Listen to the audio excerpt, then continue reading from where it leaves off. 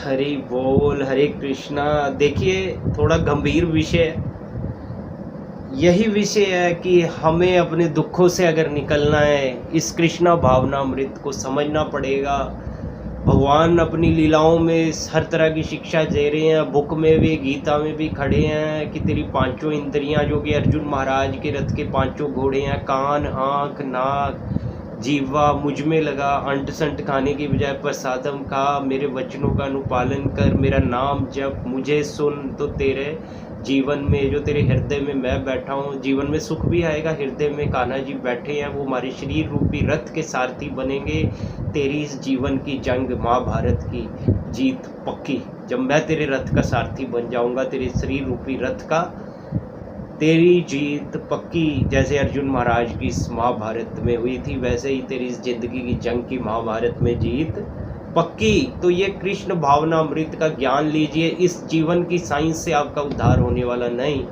Doctor, engineer, philosopher, करोड़ों रुपए, Mercedes सब खड़े हैं क्या, और बड़े बड़े आईटी और ये सब करके भी कृष्णा कॉन्शियसनेस में आके बड़े बड़े गोस्वामी महाराज बने हैं। ये जीवन का असली उद्धार है।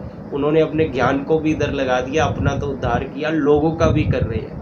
तो Krishna conscious science, Krishna consciousness science is really important for the benefit of the whole human race. अपनी पोजीशन और कृष्ण की पोजीशन को जानना चाहिए। ये जाने बिना भला नहीं होगा। It is necessary for benefit for of you materially and spiritually. सिर्फ पैसा पैसा। देखिए, गाड़ी आ गई, गाड़ी में बैठ के मैं जा रहा हूँ, शुगर मुझे, डायबिटीज़ मुझे, चलना छोड़ दिया, पचता नहीं, खाने में यूरिया, भोग लगा के खा सकते, कान्हा जी को जप सकते, सब प्रॉब्लम सॉल्व हो रहा है, भगवान का कृपा आ रहा है। जैसा अन्न वैसा मन वैसा तन। All careers are for money making, digging you deep into blind well. हमें कान्हा को जानना पड़ेगा। कान्हा की पोजीशन क्या है, मेरी पोजीशन क्या है, तब जाके मेरा कहीं उद्धार हो सकता है, तब जाके मैं अपनी स्थिति को समझ सकता हूँ। भगवद गीता का कोट 8वां अध्याय का 16वां श्लोक क्या कह रहा है? अब्रह्म भुवन लोका पुनरावर्तिनु अर्जुना मामुपेत्य तु कौन्ते पुनर्जन्म न विद्यते। ब्रह्मलोक से लेकर नरक लोक, पाताल लोक, जहाँ मर्जी चला जा, ये these are the real problem है। Death, disease, old age, birth है, जन्म, मृत्यु, जरा, व्याधि, दुख, दोषानुदर्शनम।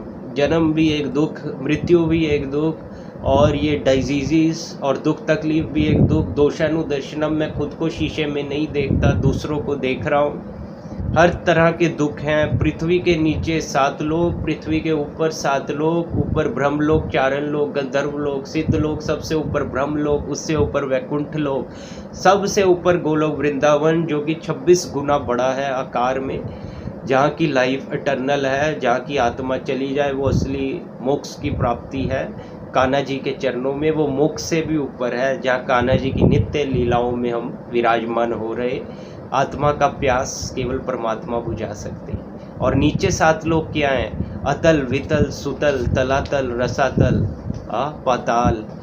तो कहीं भी चला जा, कान्हा जी कह रहे, जब तक मेरे लोक नहीं आता, जहाँ की लाइफ इटर्नल है, we should know that life is eternal. ये 7 लोकों से ऊपर हमको जाना है, नीचे के 7 लोक नहीं। ऊपर के भगत तो चाहे स्वर्ग जाए, नर्क जाए, वो कान्हा जी का काम करने जा रहा है, वो हर जगह खुश रहता है। कृष्ण की प्रचार ही उसकी असली सेवा है।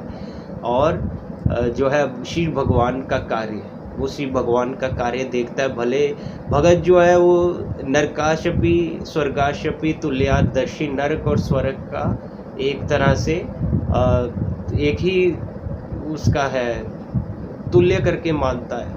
कृष्ण का दर्शन देने जाता है, कृष्ण का ज्ञान प्रकाश करने जाता है। नारद मुनि नरक में भी जाते हैं। तो हमें ये जानना पड़ेगा, शिव जी कहाँ से आए? ब्रह्मा के बेटे। ब्रह्मा किसके हैं? नारायण के, विष्णु के बेटे।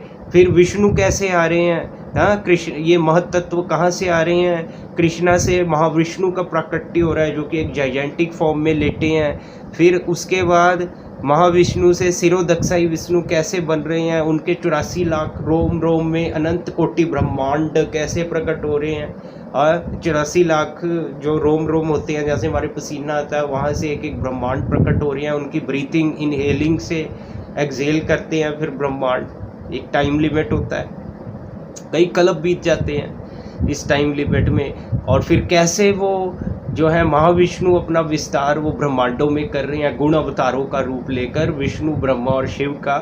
तो हमें ये जानना चाहिए हैं वो कैसे ब्रह्मा विष्णु और शिव का रूप लेकर they enter, control and coordinate the universe. Similarly so many infinite number of universes, अनंत कोटि ब्रह्मांड इज कंट्रोल्ड बाय भगवान श्री पूर्ण पुरुषोत्तम कृष्ण को, जिसको हम 8वां अवतार समझ रहे।